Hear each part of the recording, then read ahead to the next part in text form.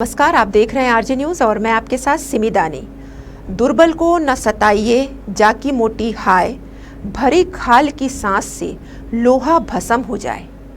कबीर का यह दोहा कहता है कि दुर्बल व्यक्ति को परेशान न करिए, सताइए नहीं, क्योंकि उसकी हाय बहुत शक्तिशाली होती है। जैसे मरे जानवर की खाल के जलने से लोहा भस्म हो जाता है, उसी प्रकार एक दुर्बल व्यक्ति, असहाय व्यक्ति की हाय से सिंहासन भी हिल जाते हैं। और यही बात वन विभाग के दैनिक वेतन भोगी कर्मचारी भी कह रहे हैं। रायपुर में बीते 25 दिनों से वन विभाग के दैनिक वेतन भोगी कर्मचारी हड़ताल पर हैं। इनकी मांग है कि इन्हें नियमित किया जाए। इसी महीने हुए नियमित कर्मचारियों के आंदोलन के बाद सरकार ने उन्हें महंगाई भत्ता तक दिया, लेकिन दैनिक वेतन भोगी कर्मचारियों की मांगों को लगातार सरकार अनदेखी कर रही है। उनकी मांगों को लगातार नजरअंदाज किया जा रहा है। इसी वजह से कल गुरुवार को इन कर्मचारियों ने सड़क पर बैठकर आंदोलन किया। बूढ़ापारा के धरना स्थल पर सभी बैठकर नारेबाजी करने लगे। अर्धनग्न अवस्था में इन्होंने प्रदर्शन किया। इनका समर्थन करने भाजपा नेता और पूर्व आईएएस ओपी चौधरी भी पहुंचे। उन्होंने कहा कि इन कर्मचारियों की कोई नई या अलग मांग नहीं है।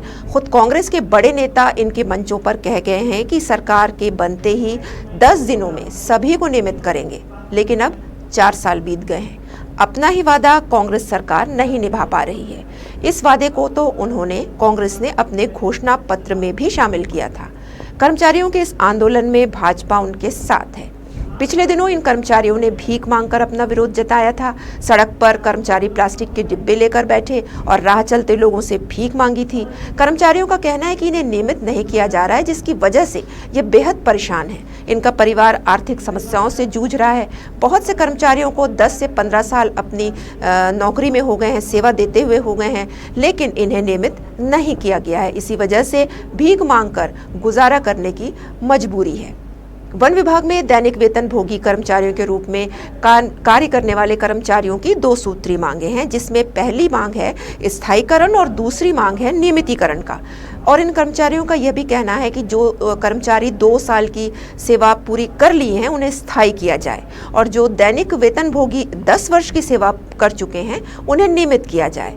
पूरे प्रदेश में वन विभाग में दैनिक वेतन भोगी के रूप में काम करने वाले कर्मचारियों की संख्या लगभग 6500 है, और इन कर्मचारियों को वेतन के रूप में प्रति माह महज 9000 रुपये ही मिलते हैं। और ये वन विभाग में वाहन चालक, कंप्यूटर ऑपरेटर, रसोइया और बैरियर का काम करने के साथ ही साथ जंगलों की सुरक्षा का, जंगलों की देखरेख का भी काम करते हैं। सुबह के उगते सूरज के साथ इनकी उम्मीदें भी जागती हैं और शाम के ढलते सूरज के साथ इनकी उम्मीदें भी ढल जाती हैं।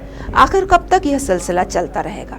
हमारे दर्शक भी हमसे लगातार इस मामले पे जुड़े हुए हैं और अपने कमेंट समय समय पर हमें भेजते रहते हैं। आइए देखते हैं कि हमारे दर्शकों ने क्या कहा। हमारे एक दर्शक हैं हेमंत सोनी, वो कहते हैं कि नियमित करो भूपेश सरकार, नहीं तो सत्ता परिवर्तन में देरी नहीं है।